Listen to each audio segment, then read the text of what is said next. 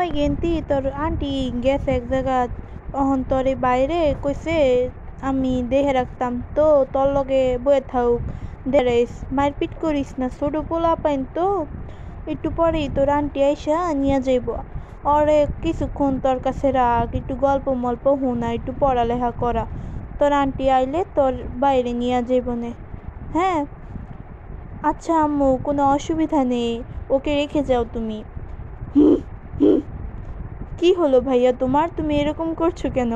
আচ্ছা ভাইয়া তোমার নাম কোনো সমস্যা হয়েছে তোমার নাম কি ভাইয়া বলো? কইতাম না তোর কুমুকে থু থু থু কইতাম না তুই কেডা কুত্তা বাচ্চা কুত্তা বাচ্চা এটা কি এটা কি ওম্মা এটা কি আমার দে আমি পিনমু। আরে ভাইয়া এরকম করছো কেন তুমি আমার জিনিস নিয়ে?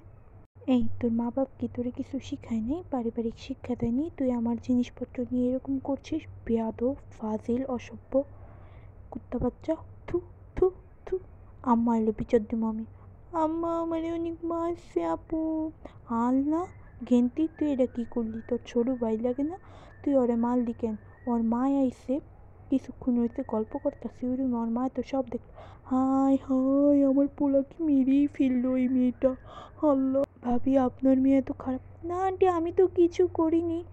এই মেয়ে তুমি একটা বেয়াদব আমার ছেলে আমি সবসময় জানি কত ভালো একটা ছেলে আমার ছেলেটাকে তুমি মারলে কেন?